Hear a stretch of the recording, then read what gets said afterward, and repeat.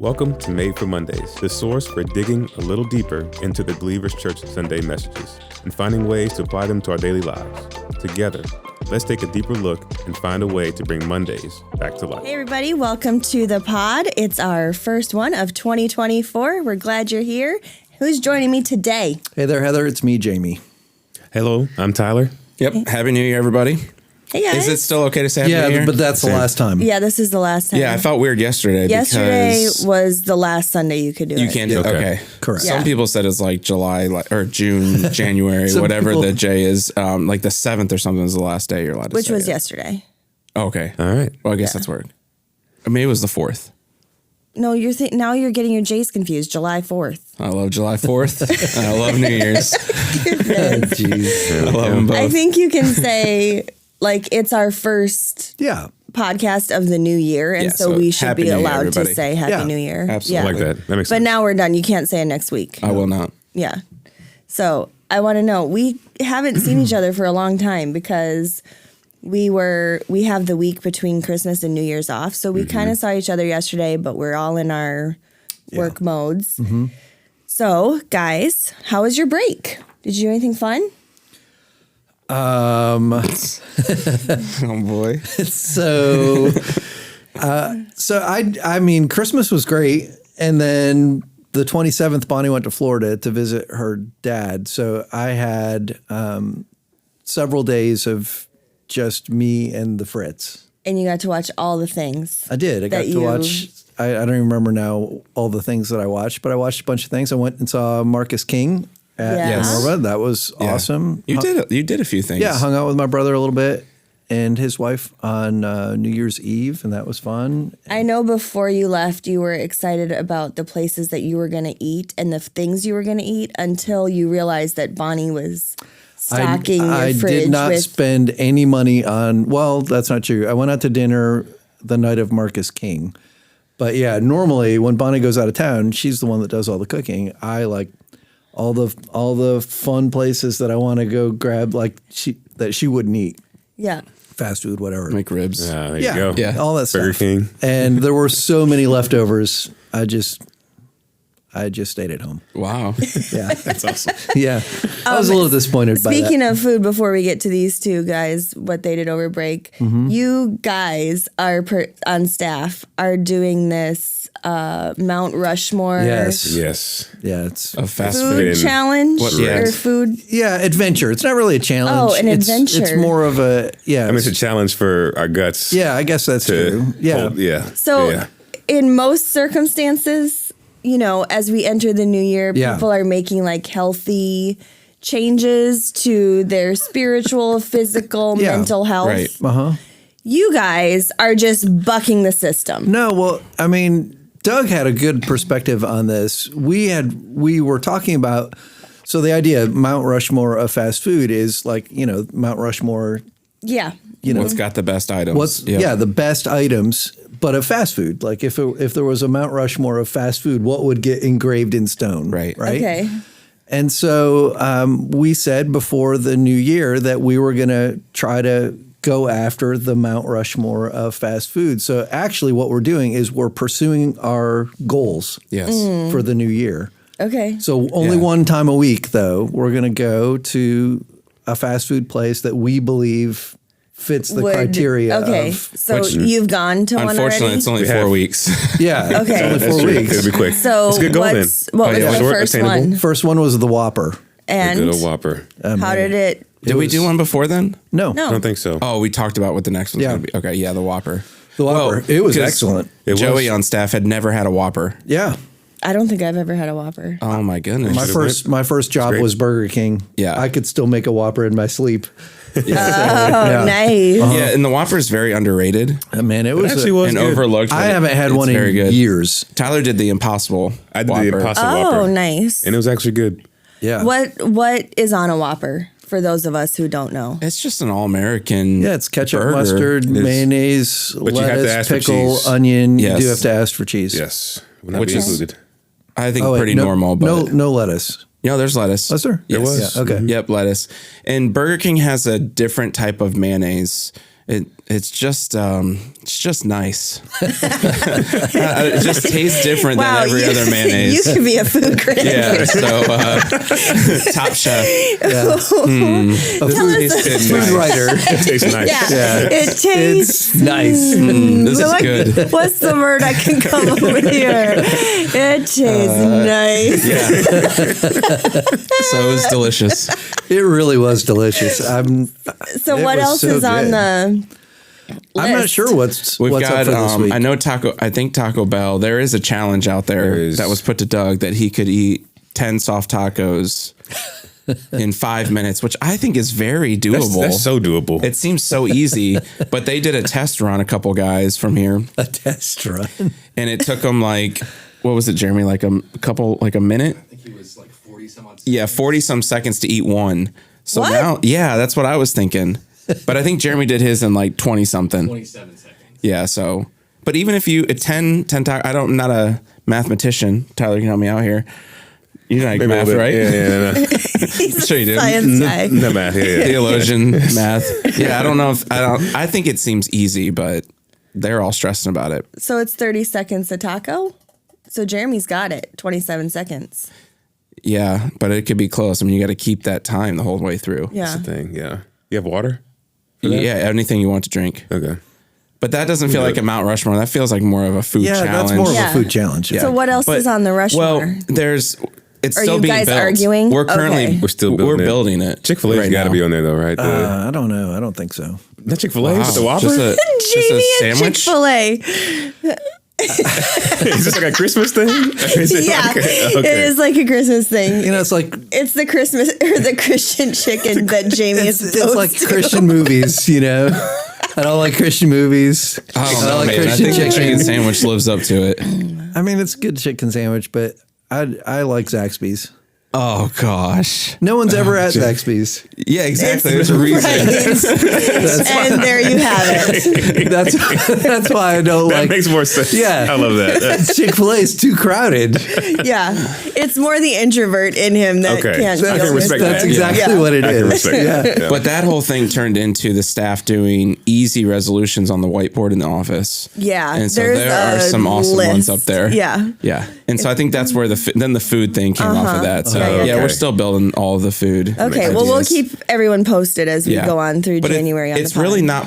It is like what's your favorite stuff, but it's also like things that maybe somebody hasn't. iconic, right? Yeah, iconic, and maybe somebody hasn't had it. Like Joey not having the Whopper was crazy, so we had to go Right. do that. Had to do that. Okay. So yeah, if Yeah. people want to offer up some suggestions too, Okay. we're definitely open to that. All right. So Yogi Berra said, "Nobody goes there anymore. It's too crowded."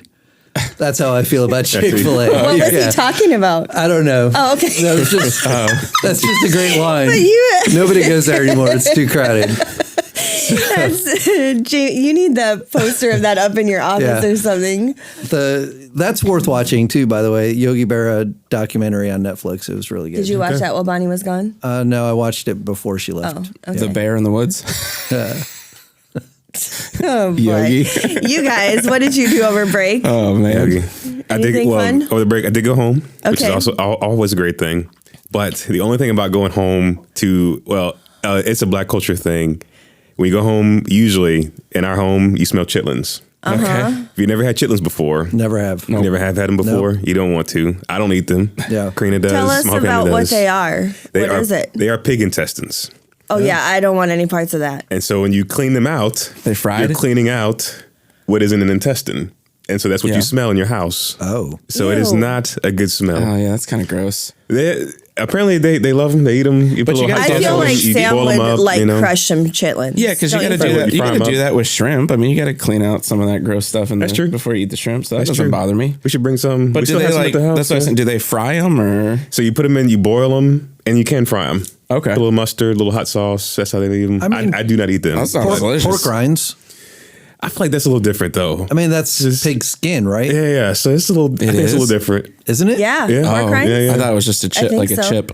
No, I It's think fried it's pork skin. I've been I gnawing think on it's some fried- pork. I I think Hello. it's fried pork skin. That's all it is. But it Oh. is really good with hot sauce. They're really good. Yeah, I love those. Yeah, but that was it. You know, family, fun, Chitlins. chitlins in the house. Other good food was served. My dad is a great cook, so nice.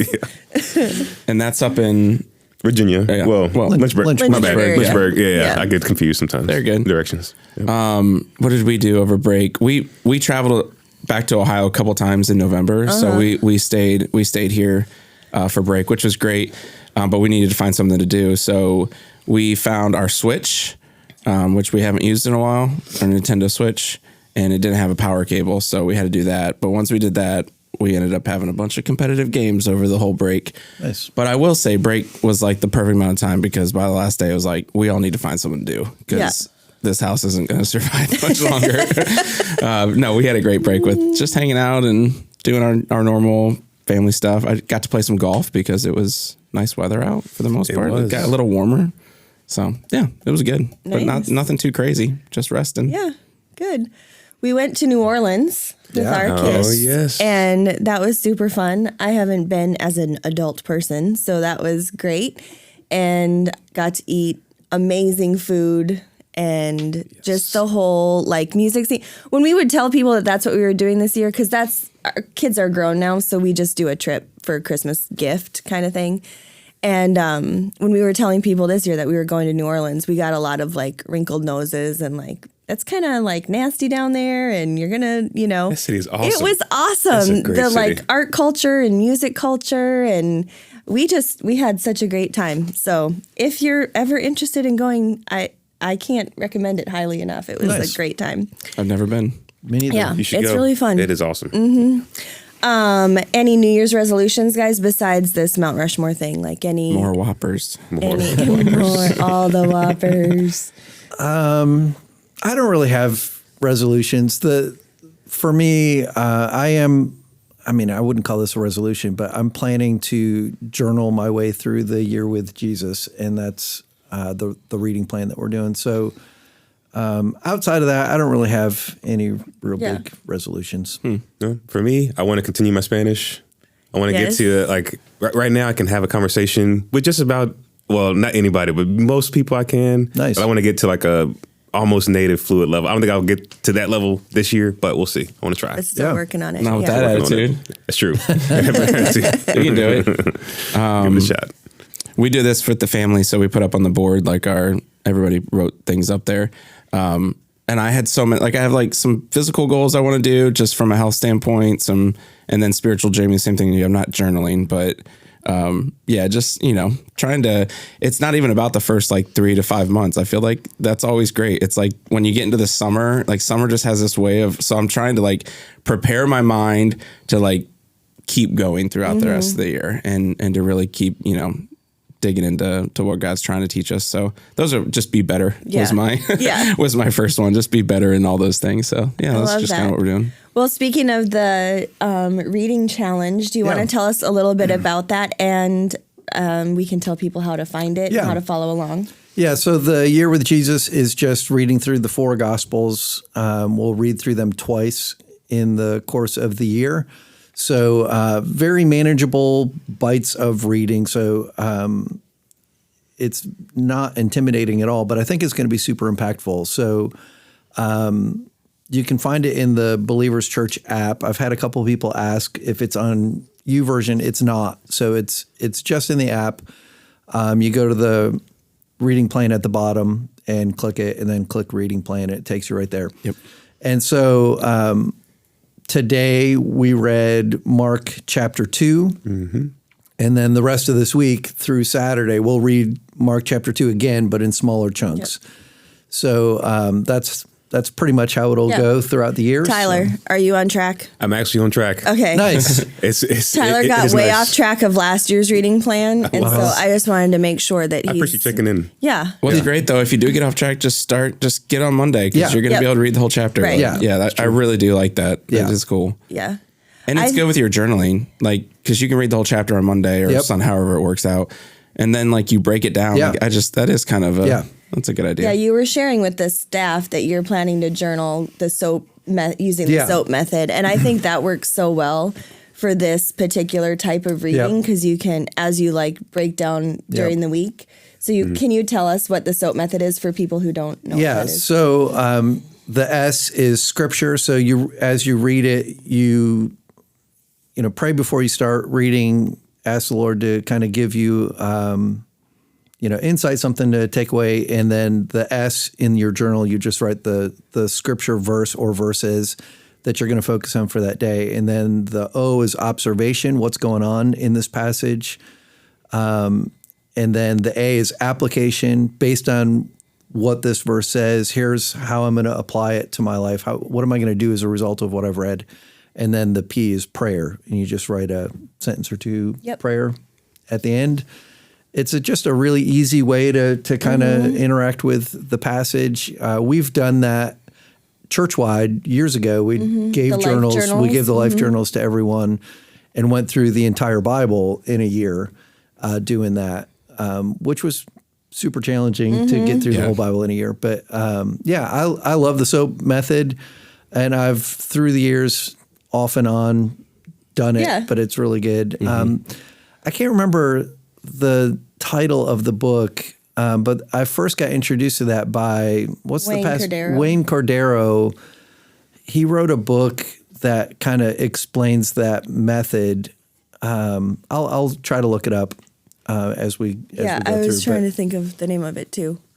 But something with is it fuel something? I don't know. No, you'll have to look it up. I'll look it up. All right. It is also really cool, like when you're consistent with that, to go back and reread them after a few months and just see what your prayers were. It's because you do see like what God's doing in your life through that. It's very evident. Jamie was telling staff on Thursday about when people find his journals that they're going to think he was a very depressed individual. Yes. Because he usually journals. I usually only journal when life is really hitting the fan. So my journals are not good reading. The Bible ones are the exception. Yeah. Here's the book, and I do highly, highly recommend it. It's called The Divine Mentor. Oh, yes. And it is such a good read. And any of you who are like trying to get more out of the Bible as we go into this year and this year with Jesus, that would be a great book to add to your do it early in the year so you can really maximize the rest of the year of the reading plan. It's such a good book. Jamie, once you've passed on from this earth, are you going to leave your journals to be read? No. Oh, that'd be awesome. Unless I'm taken out by an accident, I think what I'm going to do is when I hit a certain age, I'm just going to burn them all. Just burn them. Or the instructions that you pretty good reads. The instructions that you've left for how we're supposed to escort you out of this life. You'll just have to have a little caveat in there. Yeah, I'll just have my backpack of journals. That'd be great. We are a little demented. Okay. Well, let's get into what we started yesterday, which is an all new series that we began called House Party. And through it, we're kind of peeling back and giving an insider look-ish to the strategy that we have around here for engagement. So, Jamie, why was this important to you and to the leadership to do this time of year and even just to do it at all? Why did you feel like it's important? So last year as a staff, we kind of went through this and talked about our strategy. And I think, for the staff, it's just really helpful because it helps everyone see how what they are doing contributes to the overall strategy that we have as a church. So it gives some clarity to everyone and what their role is and how everyone plays an important role in this engagement strategy. And then I got thinking it would be really helpful just for the church in general to understand the why of what we do. And I think sometimes even like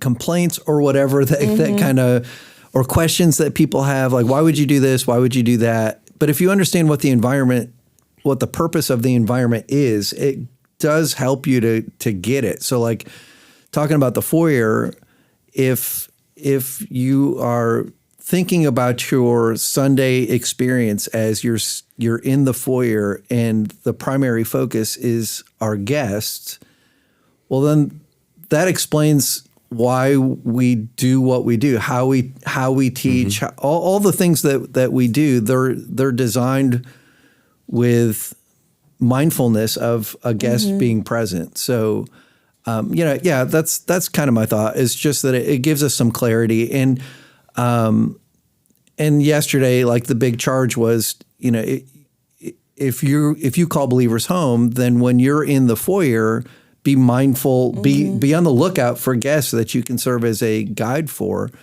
I hope that casts a little vision for what we're supposed to be doing. I thought it's cool to be doing it this time of year too, because we have so many guests coming in. And I was talking to somebody about us doing this series and that we were doing it this time of year when we know there's a lot of guests. And I was reminded of when Nate and I first started coming here, the first Sunday that we came to Believers over at Peak Trail, which we wouldn't do this now, but they were pitching a building campaign. And so they're like telling everybody about this building campaign that they're entering. And for most of the guests there, I would think it would be kind of like, wow, this is like a lot to be talking about on a Sunday. But for Nate and I, just our background and growing up in the church and stuff, I loved it because we really got to hear like what's driving believers, like why are they wanting to do this building campaign? And I feel the same about this. Like even for guests that are coming in, we're not like necessarily charging them with the same sort of like next steps that we are with Believers Church family. But I think it really gives them an idea of who we are. And so it's like, would they want to be a part of a church that has this sort of mindset? So I think it's a great way to kick off the year. Yeah, for absolutely. Sure. One of the things that you said is it takes all kinds of churches to reach all kinds of people. We are called to make Jesus number one person at a time. And that got like shared all over social yesterday. It was just kind of fun to see. Why do you think that's so... Like, I think it struck people as like, wow, Jamie's like talking really positively about other churches in our area. Yeah. I would just love to hear you guys' thoughts around that and why we have that view collectively as a staff. And just kind of some perspective on that.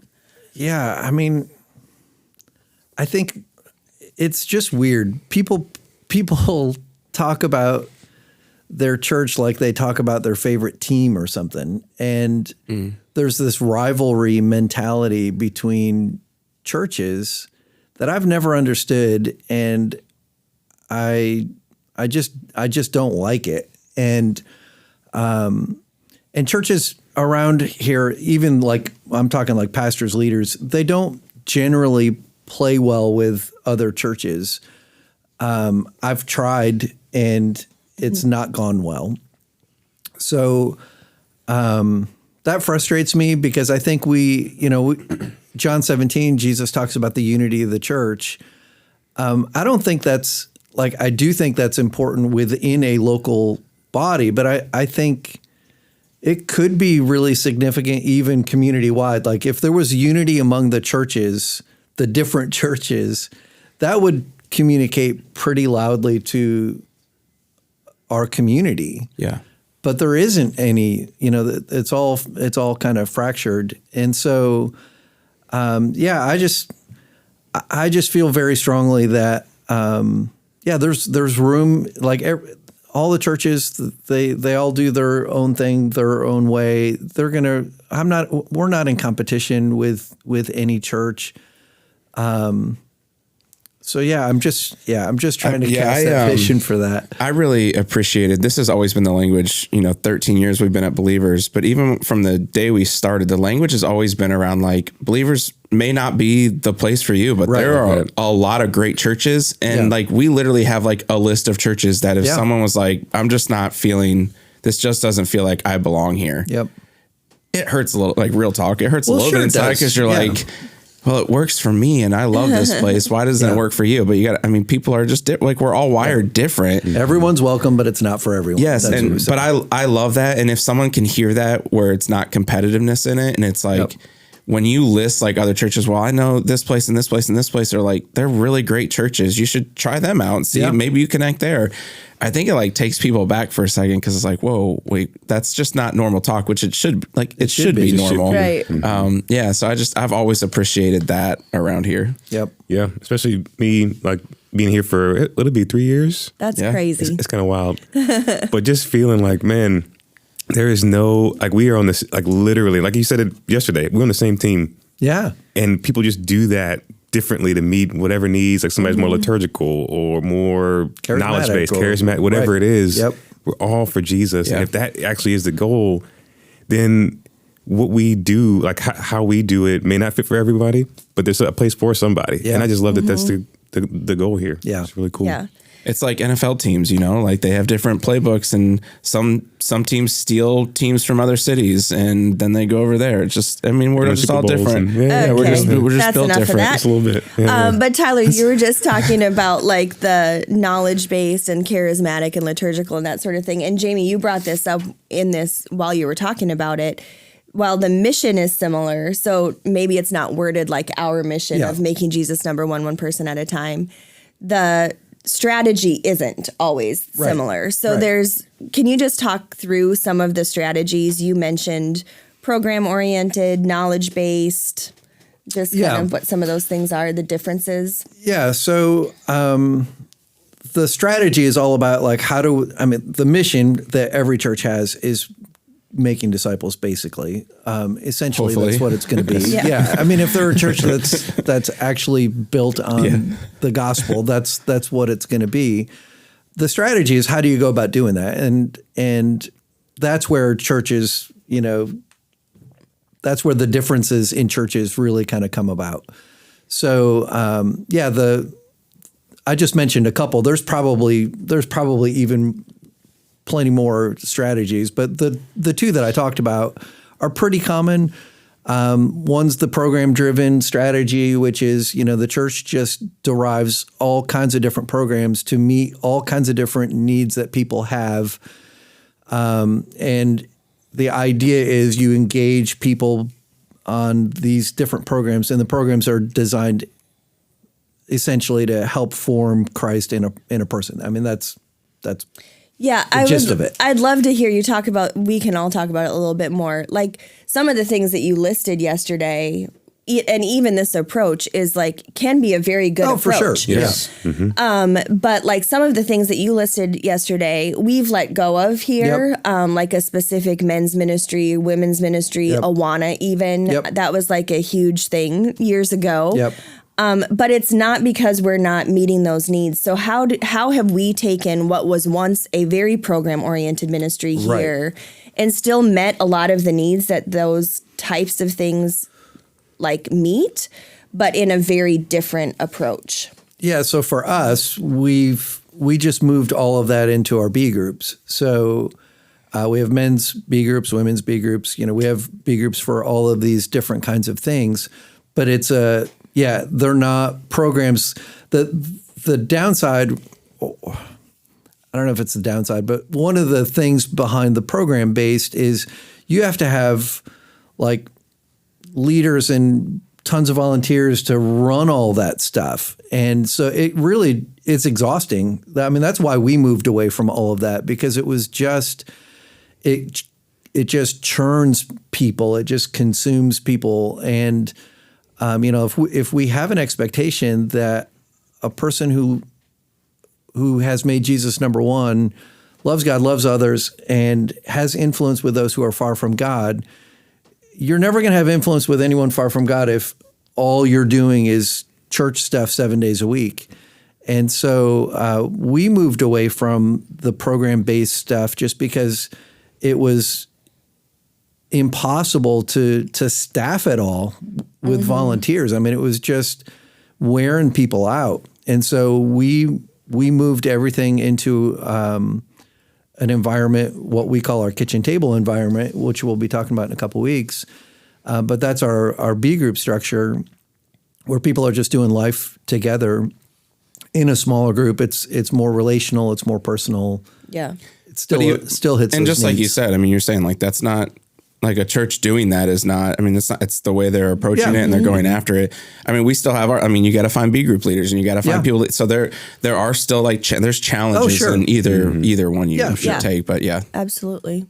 Yep. So you also mentioned Rick Warren's quote, and the idea is the Great Commission and Commandment-Based strategy, which we would say is more our strategy of loving God and loving others. And having influence with those. And having influence, yep. So you also made the point that we can't make people do anything, right? Which I think is so, it's like, one of those things that you hear it and you're like, well, yeah, duh. Yeah. But at the same time, a lot of times we approach things, right, with this intent of like, yeah, we're going to make people, or at least inspire and influence people to do the thing. But we can draw them. We know we can't do that, but we can draw them into great environments. Yeah. So why are we so intentional about our environments around here? Well, because each of the environments has a goal. So each one has a purpose. So the foyer is about welcoming people in. This week coming up, we're talking about the living room, and it's about making friends. We're intentional around it because it's in those environments that people take steps towards making Jesus number one. Yeah. Yeah. How have you guys seen the intentionality of environments help us like lower obstacles for people to engage with Jesus? Yeah, I mean, we got the man himself, Jeremy, over here, who makes all of our signage and all those things. So even like Jamie talking about the foyer, you want clear directions for people to help them feel like they matter, like you cared enough to make things clear so they could go with the place they want to go. And so from the street all the way to the seats, clear signage, people who are there to say hello, how are you, can we help you do anything, like that. And even Jamie mentioned it again yesterday, like the intentionality of all that is to help people, like the walls begin to come down when someone says hello to you, or you feel like you are appreciated enough to, hey, here's some coffee and donuts free because we just care about you. We want you to feel comfortable here. And it's just it all works together to bring people to Jesus. Like that's literally the goal. So and understand it's not a 1 week thing. Like those walls aren't going to come down in 1 week. So you try to do Jamie hates it, but Chick-fil-A sandwich, like you try to give that away to somebody that's that's new, to just be like, you don't have to give anything today. Like we don't want you giving anything. Like please don't. Like we want to give to you, even if it's a simple gift card, that kind of stuff. Like I think it just takes some time. And so Tyler, Jeremy, like they do a great job of kind of trying to start just breaking down those walls a little bit. Building some trust. Yes. Yeah. I'd love to talk a little bit about the role that Hub 757 and Oak and Lily play in our overall strategy, because I think that's something that we're probably not really going to touch on through this series, but it's very much a part of our approach to reaching our community. So can you just talk about that a minute? Yeah, it's not part of our so those two are kind of like the last week of this series. We're going to talk about reaching into our community because to get someone in our foyer requires going into our neighborhood and inviting people to be here, which is part of our strategy. And so Hub and Oak and Lily, they both do that by offering services to our community that our community wants. And so the event center provides space for people to use. And last week in our all-staff meeting, Megan Anderson, who's our director of the Hub, she gave us a year-end recap of the Hub, and it was amazing. Yeah, it was great. It was so great. 165 different events took place last year, and it always cracks me up. People who complain about the Hub, they always come up with these crazy events like, what if we had 165 events here last year and none of them was crazy, all the scenarios that people come up with. Just 165 different groups of people who needed a space to celebrate a wedding or a birthday or a business function or whatever it was. And 20,000 people made their way through our space last year through Hub events. That's pretty incredible. That's incredible. And some of those people were engaging now because we have repeat customers that come back for things. Megan's actually engaging in spiritual conversations with these people, which is always a little dicey. If you have an event come in, they're not necessarily a Christian event. So, we're offering space and customer service in a way that,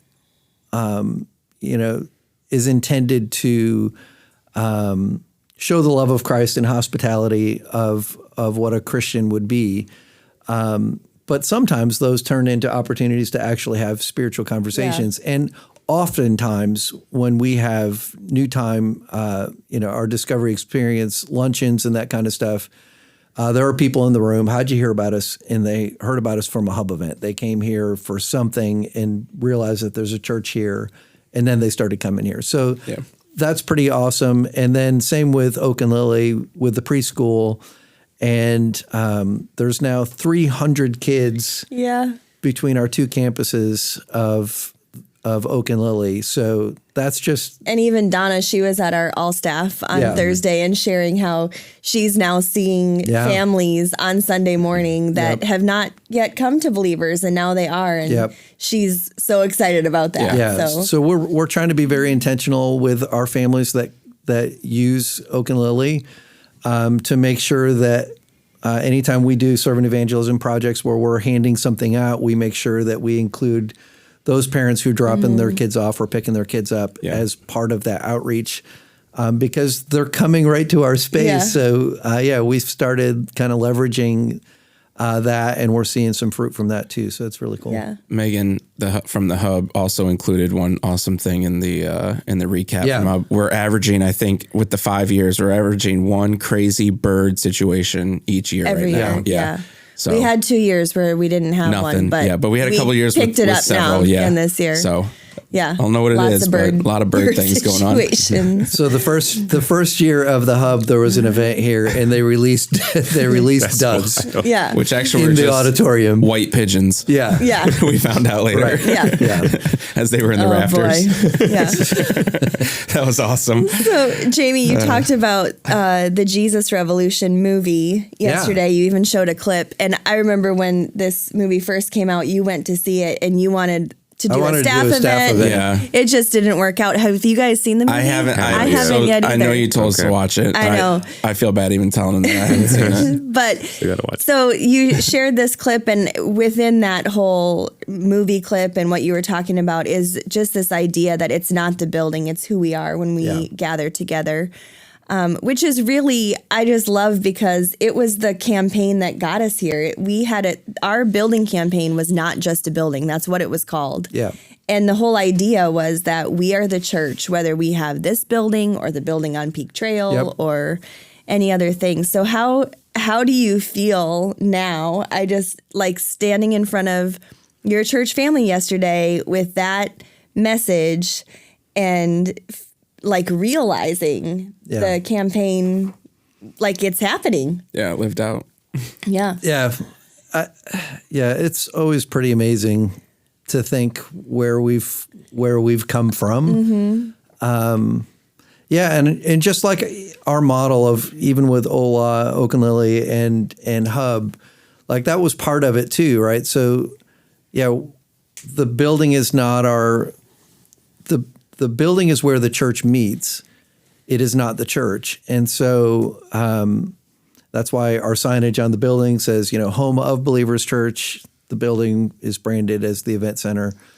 And that, we are a family. That's like, you wouldn't call your house your family. Yeah. So why do we call the building of the church? Yeah. That's true. It doesn't make any sense. So it's who we are when we gather. And I love that. And I can't believe you haven't watched Jesus Revolution. I don't even like Christian movies. It's like the only Christian movie I've ever really liked. Maybe you've so turned the staff off of Christian movies that even you telling us to watch this one, we're like, well, maybe we need to watch it. He's messing with us. Yeah. Maybe we need to watch it as a staff. It's true. Now it's on I Netflix. think the We can last watch it. movie that we did as a staff watch was Expelled. Oh, did we? That's that one with Ben Stein. I don't remember that. Gosh, I don't remember The that science either. one? Creation? I don't remember. I mean, I know what it is. I don't remember all watching it together. Yeah, we went. It was playing at Harborview. Really? When Kogan's was still there. Wow, that was a long time ago. Time ago. Yeah. Yeah. All right. Anyway, well, our big idea this week is the church is a family expecting guests. So, Tyler, part of the reason that I wanted you on today with us was because, like, you are your team, you oversee a team of people that really help set the tone for our foyer environment.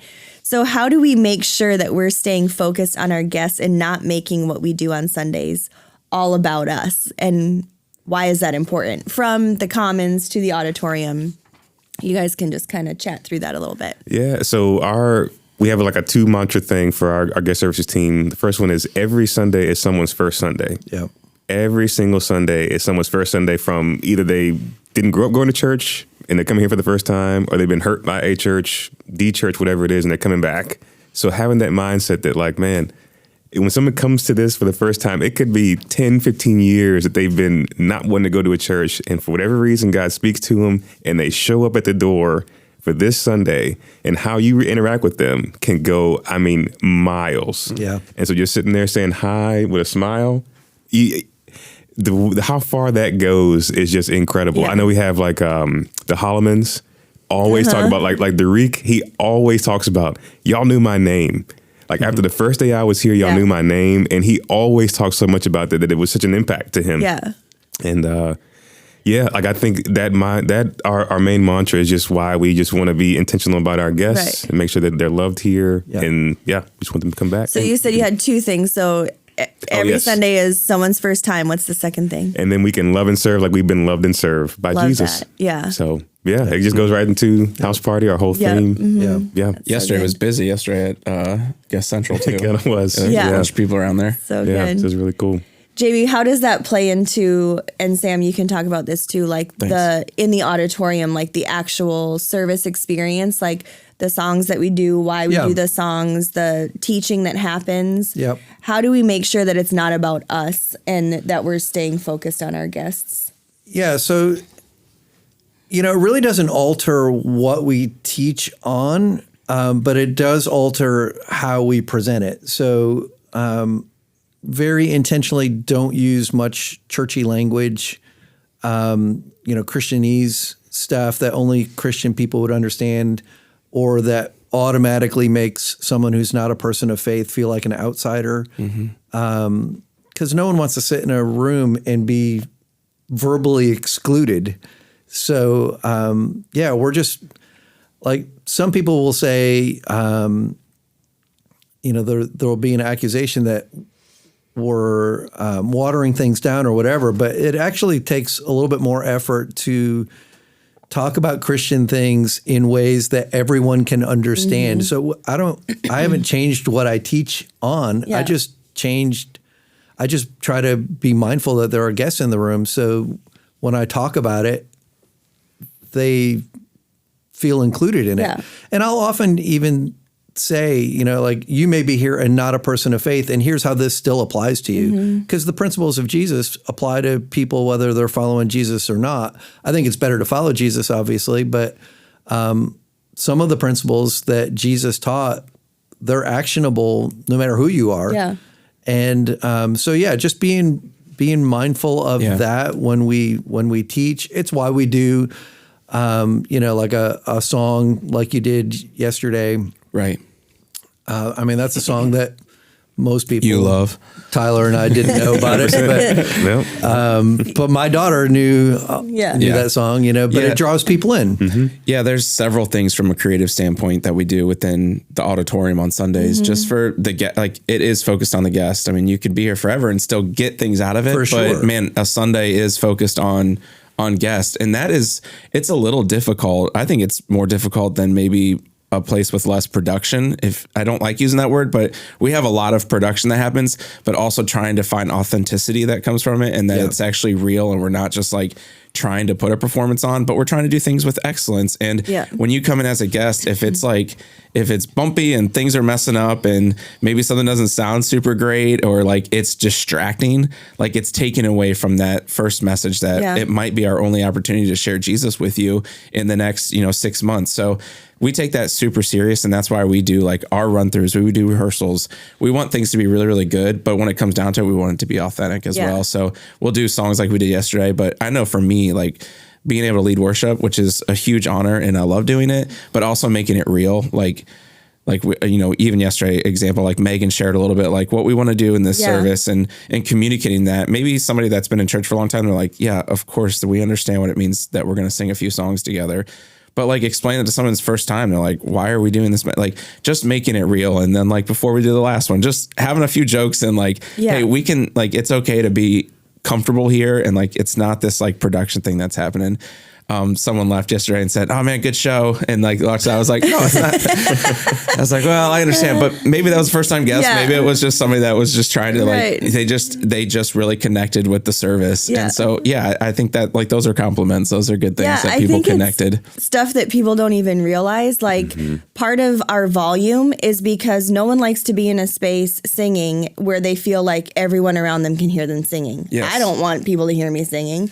But like, so like we have like our volume and like the band and the size of the band allows people to participate in that without feeling like everyone around them can hear them. We put words up on the screen so that people know like what the song is. We're not assuming that anyone in the room knows the songs that we're singing, even with putting scripture up and like having that kind of stuff. It's like, some people have never opened a Bible. We believe that there are people in our auditorium every single week that have never opened a Bible. Mm-hmm. So we're going to show them what those words are on the screen, and we're going to offer them Bibles that they can take with them. Like even those kinds of like small things are done with that because we're expecting that there are going to be people in there that have never had this experience before. And then it circles all the way back to, we understand like a lot of those are preferences. Like that is how we do things right now. There are great churches that the music's a lot softer and that's okay. Like that's okay. That's a good thing.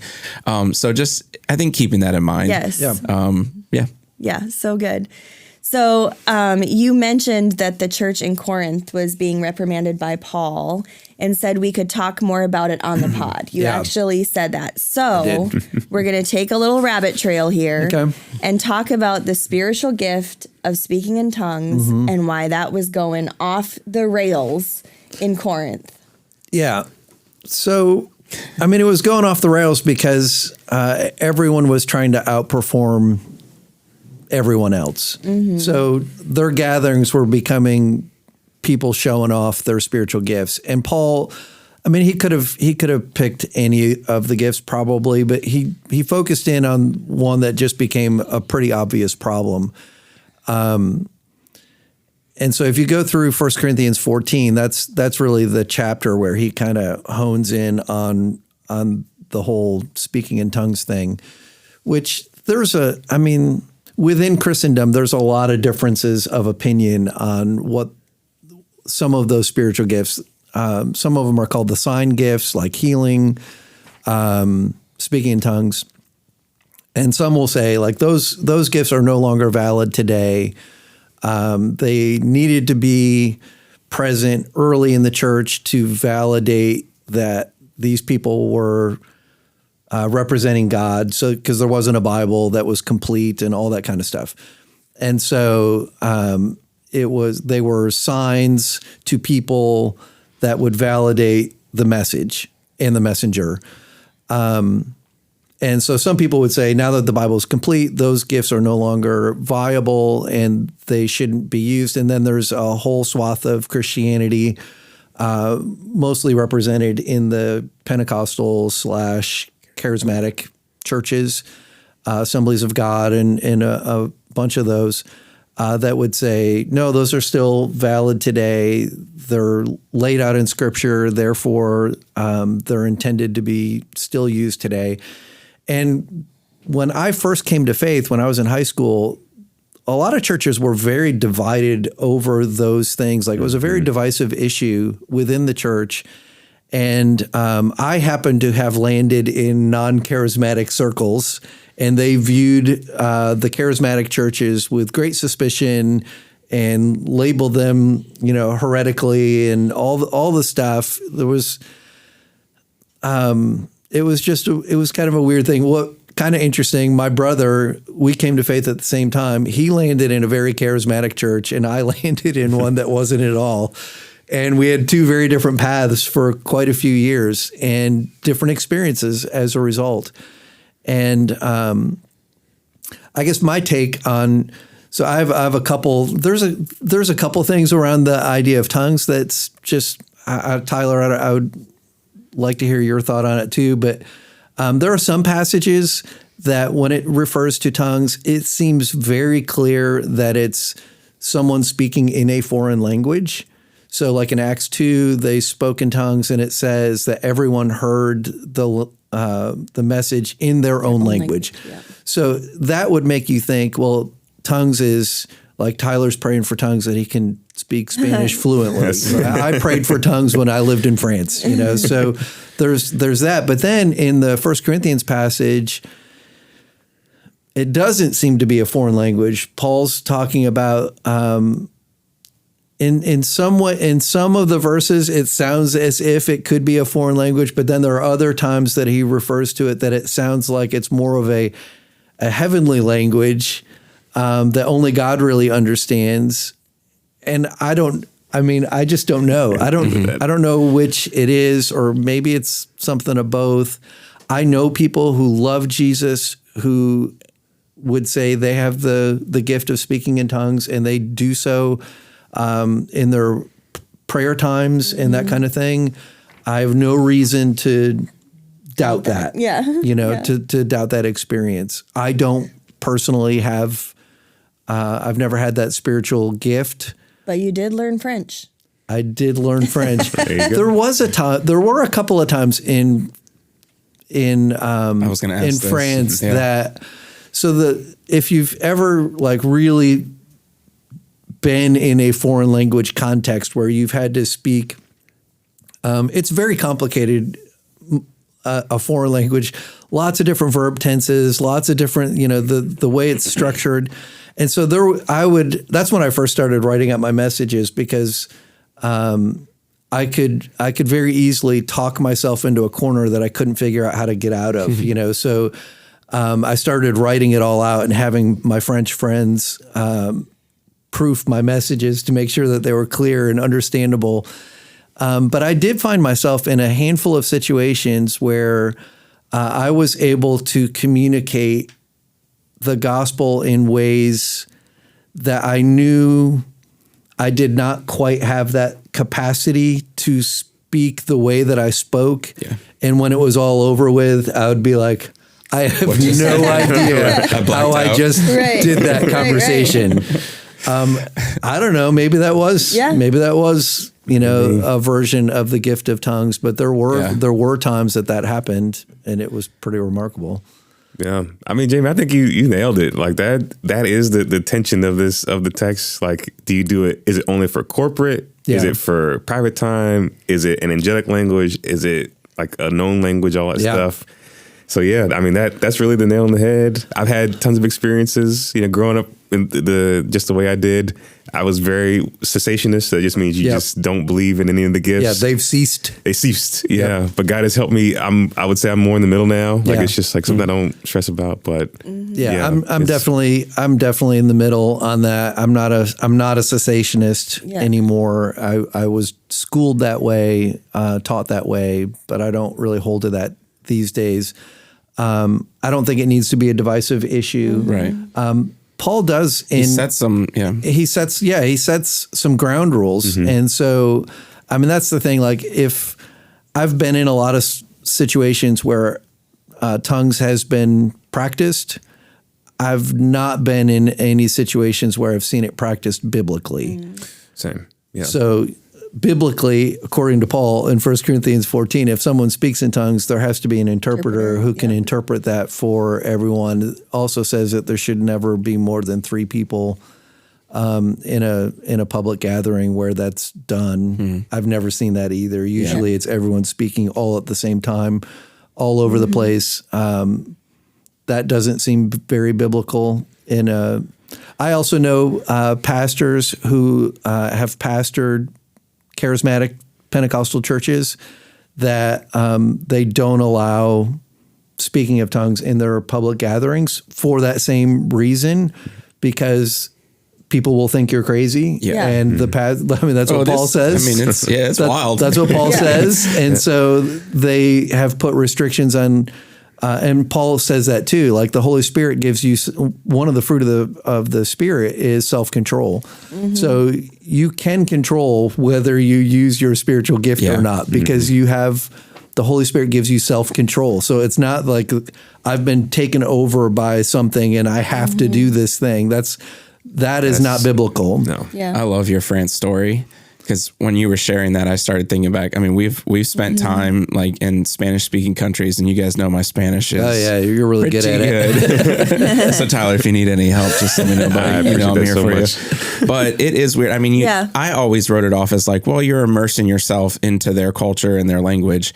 But there are conversations that I know that I've had, and I'm sure Heather and all of us on these missions trips, where you're like, there's no reason why I should understand what you're saying to me right now. Yeah. Or like pick up on just even like from a spiritual level, like a heavenly language, whatever it is in a brother in Christ. You're like, I know exactly what this person's going through. I know how they're feeling and what they're saying. It gives me goosebumps. So we need to get back to those, but it's amazing how God works that way. So Yeah. I grew up too, like my parents my mom's known the Lord like her whole life, but my dad really came to know the Lord when he was in college, and then we went right into the military. And so we were a part of like whatever chapels were on base, and they happened to be more charismatic. Okay. Yeah. And so kind of like growing up in that. And I have very clear memories of my mom, like hearing my mom praying in like what would be her like prayer language. Yeah. But she, if you know my mom, she's pretty quiet and stuff anyway. So it was like definitely a private thing that I would just like sneak up and like listen. And so I feel like I've always had a real like kind of neutral opinion of it too. Like I think that some people have that ability and the Lord gives them that gift, and others just don't. I've never participated in that sort of thing as far as like having my own prayer language, but I've seen, I've also been in circumstances where I'm like, whoa, this is like awesome. Like I love being in the middle of it as a believer, but in the back of my head, I'm always thinking like, if someone walks in here, they are going to think this thing is off the rails. And that was what you proposed yesterday as our new mission statement could be, don't let them think we're crazy. Yeah. Don't make it weird. Yeah. That's a pretty good mission I love that. statement. I love that mission It sounds statement. like what you would give in a locker room before going into church. Like, guys, come on. Jeremy, I think we need at least t-shirts that say that. Yeah. So if you can like start working on that, that'd be great. That'd be hilarious. But in order to do that, as we kind of wrap up our conversation today, what are some practical steps that all of us who call believers home, not just the guest services team, not just staff people, how can we make our foyer environment awesome? How can we make it not weird? I think one of the things that you can do is, I told the story of going to the big box store and trying to find the fluorescent bulb. And I think all of us have had good customer service experiences, and we've all had terrible ones. And so one of the things that we could all do is just try to emulate your positive guest experiences at church. So come in here doing for others what you have appreciated having done for you. Like what you said, we love and serve others the way we have been let them serve. Yeah. Mm-hmm. So, however you've experienced that, do that for others, because we want to make that a good experience. So you don't have to be on the guest service team to be on the lookout. Like that person that helped me at Lowe's was not working at the customer service desk.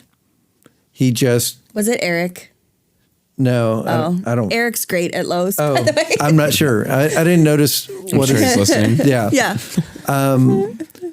But yeah, he wasn't working customer service. He just had a customer service mindset. Mm-hmm. And you don't have to serve on our guest service impact team to have a guest service mindset. Although Pastor Tyler would love to have you join. He the team. would love you. We would. To have. Yes. We would. Yeah, we need more of you on that team. So okay, so that's one way. thing. Any other suggestions, guys? Yeah, I think just saying hi to somebody you don't know and listen, all my introverts out there. Yep. I get it. I totally get it. But But going out of your comfort zone for just a second to make someone feel welcome goes such a long way. It does. You don't have to have, a 30-minute conversation. You can just say, hey, hi, how are you doing? First time here, or whatever. Just something like Or that. Good to see you. Good to see you. Good to meet you. Yeah. So I was going to say, just be available. I'm extroverted, of course, so it's easy to stand out there and I'll say goodbye to 100% of the people walking in and out, right? Hey, how's it going? Have a great week, that kind of thing. And I think it's probably only about 5%, but of the 95% that walk by, but you have they go to that conversation goes to the next level. Yep. Oh, hey, they come over and they just start sharing something going on in life or whatever. And it's only because you made yourself available. And I know people are wired different. So that sounds crazy to some people, just stand out, say goodbye to everybody or say hi to everybody. But it does. You make yourself available and conversations will come to you. I guarantee it. And and we want this for people too, like Sunday morning gatherings and even Wednesdays for our students. They're a time to connect with your friends. And a lot of time, everyone's busy going to work and they've got their family things going on. So Sunday is an opportunity to see your friends, catch up with your friends, that sort of thing. So that's great. And we want that to happen. But also just being mindful of the people that might be standing around you that don't have a friend circle surrounding them. Yeah. Mm-hmm. I think that's one of the things we just kind of can get tunnel visioned when we're doing that. But if we can have the chats with our friends and catch up with that, but also have eyes to see those people that are standing by themselves people, when they walk into a space that they've never been before, the first thing they do is look up. First thing they do. Mm-hmm. And so just be looking for those people who are looking up and then just going up to them. Hey, can I help you find something?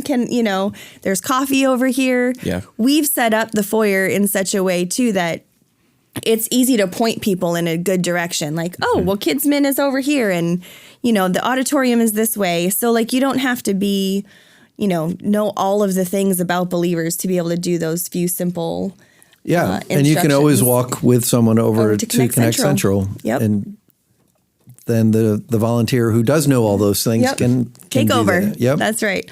All right. Well, that's all we've got time for today. We look forward to seeing y'all next week as we continue our house party series and move from the foyer into the living room. Our services are on Sunday at 9 and 10:45, or you can catch us on YouTube at 1 o'clock. Thanks for being here, friends. Go be love.